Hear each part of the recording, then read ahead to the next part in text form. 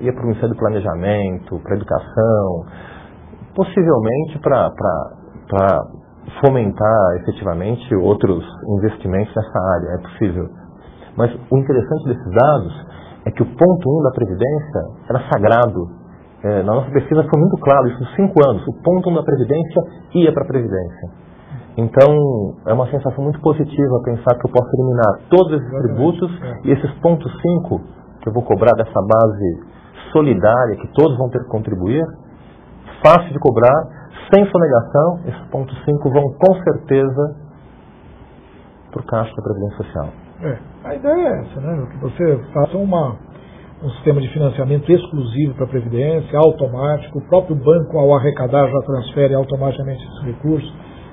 É bem dentro da ideia, do conceito do imposto único. A única coisa é que se começaria primeiro com um tributo que eu acho que até do ponto de vista conceitual se ajusta muito ao custeio da Previdência. Agora, você mencionou uma coisa que eu achei muito interessante quando você falava da questão da questão previdenciária, né? Do uso da CPMF, como ela estava sendo utilizada ou não. Agora, esse é um tributo que ele, em realidade, a CPMF, um tributo sobre movimentação financeira, é a síntese de quase todos os tributos existentes, porque todo tributo que hoje é arrecadado, seja sobre circulação, sobre folha de pagamento, sobre comércio exterior, sobre produção, sobre folha de... todos eles têm uma repercussão financeira. Portanto, na medida em que eu arrecado no banco a contribuição financeira, eu estou também tributando com uma alíquota baixa todos esses fatos geradores que dão origem a essa movimentação financeira, que lastreiam essa movimentação financeira. Só uma base hoje explorada no mundo moderno não seria alcançada pela movimentação financeira, que é um tributo sobre patrimônio, sobre riqueza, sobre bens, né? Mas, no entanto, quando esse bem é transacionado no mercado, aí sim ele é também absorvido por esse tributo. Então ele é absolutamente universal, e por ser universal, ele se enquadra muito bem nos mecanismos de financiamento da Previdência. Eu estou aqui pensando nos vários tributos que nós temos aqui, realmente quase todos os fatos geradores, até pela própria definição, uma definição muito antiga do Alemar Baleiro, que o fato gerador, o fato econômico, se torna relevante para o direito tributário no momento da sua ocorrência. É um pouco circular, porque tudo é relevante quando ocorre, né? Mas esse é um consenso, todo fato gerador é um fato econômico, todo fato econômico circula pelo sistema bancário. Professor, entrando um pouquinho mais nessa proposta de entender a idealidade do imposto único, vamos nos transportar agora para esse novo cenário. Eu teria então um imposto que incidiria sobre 2,6 crédito, 2,6 débito no sistema bancário, eliminaria IPI, ICMS, PIS, COFINS, todos esses tributos. Imposto de renda, imposto de renda também. Tudo. Imposto de renda pessoa física e pessoa jurídica. Também. Uma coisa que eu... Inclusive contribuição previdenciária ao INSS, todas as contribuições. Todas as contribuições também seriam eliminadas. Manteria imposto de importação, imposto de exportação. Lógico. Talvez o IOF para poder regular o mercado. O imposto de regulação poderá ser utilizado a qualquer momento, um tributo. É o que eu sempre digo, é uma questão, não existe um dogma. O que nós precisamos é entender o princípio e classificar ou justificar a permanência ou não de determinados impostos em função desse princípio. Por exemplo, imposto territorial rural. Tem característica fiscal ou extra-fiscal? Eu acho que ele foi idealizado para ser um tributo essencialmente extra-fiscal. Ele foi idealizado para ser um instrumento de intervenção do poder público nas terras agricultáveis, um instrumento de reforma agrária, para evitar a especulação fundiária. Então ele tem, digamos, justificativas para a sua existência que são essencialmente extra-fiscais. Então, no mundo do imposto único, um tributo como o ITR pode continuar existindo perfeitamente. O IPTU também, não é? Se ele tiver essa característica de planejamento urbano, coisa que ele não tem. Se ele tivesse, se o IPTU fosse utilizado seletivamente para o ordenamento do espaço físico e uso e ocupação do solo, com certeza ele poderia continuar existindo mesmo no mundo do imposto único. Mas não é.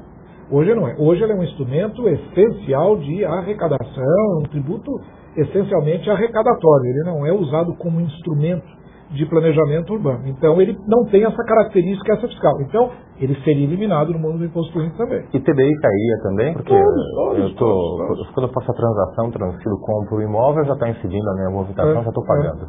Causa-morte, professor? Também, mesma coisa. Também eliminado. Qualquer tributo O próprio fato de eu estar transferindo do espólio a herança, a não ser a não patrimonial, a não monetária em si, mas a monetária em si já é tributada quando eu transfiro. Já vai ser tributada na transferência, exatamente. Porque é curioso, você fala, por exemplo, você mencionou o imposto sobre riqueza, né? Por exemplo, o IPTU. É uma alíquota baixa, vai de 1 a 2% do valor nominal do imposto, do valor declarado do imposto, não do valor de mercado, do bem, mas ele é profundamente evadido, ou largamente evadido na sua transferência, né? Porque aí ele é muito pouco tributado, quando ele é alcançado ou por imposto sobre CISA, ou imposto sobre transmissão, ou então sobre o imposto de fortunas que não é cobrado no Brasil. Então ele é muito pouco tributado. E às vezes é sonegado, quando você passa a escritura, abaixo de preço, etc., exatamente para economizar o ITBI.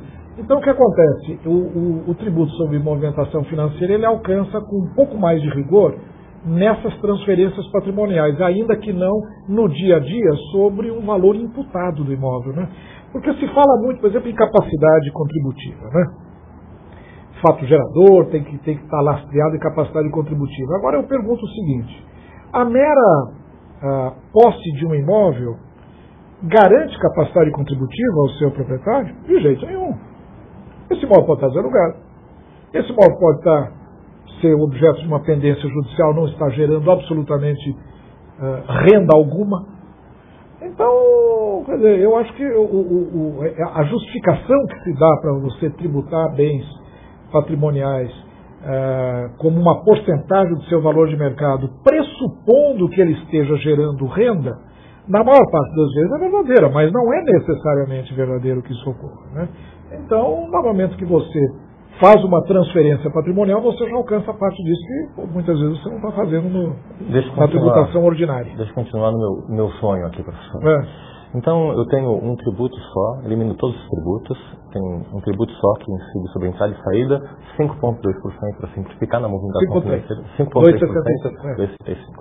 5,3% na movimentação financeira, mantenho imposto de importação, mantenho imposto de exportação que são regulatórios, mantenho IOF para regular o mercado financeiro, mantenho ITR, IPTU com aspectos extrafiscais também. E nesse cenário, professor, todo dia vários institutos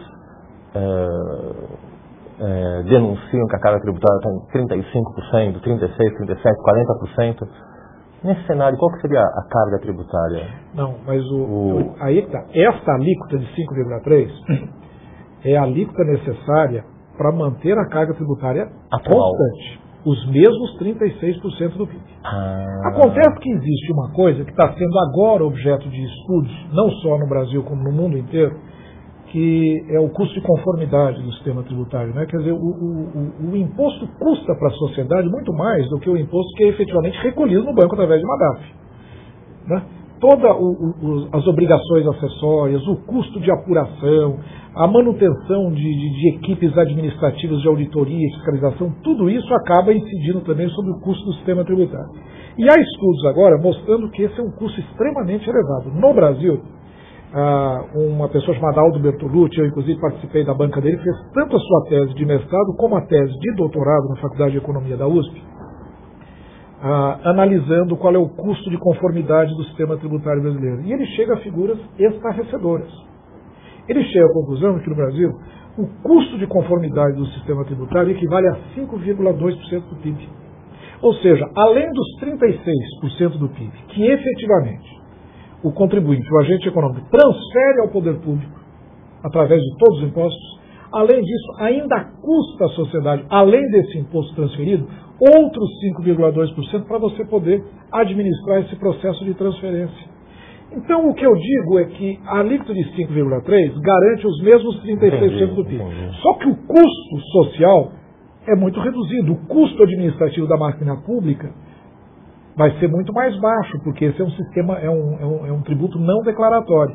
Eu imagino que liquidamente nós poderíamos manter o mesmo volume de recursos à disposição do poder público, com, vamos supor, uma alíquota de 30%, ou com uma carga tributária de 30%, porque esses são gastos para o próprio processo de arrecadação, de modo que no mundo do imposto único, com 5,3 eu arrecado 36, mas eu não precisaria arrecadar 36, porque eu não estou tendo uma série de custos para administrar o sistema de tal forma que eu garantiria a mesma arrecadação líquida para o governo, entregando ao setor público, vamos supor, 30% ou 31%. Então a alíquota poderia ser menor.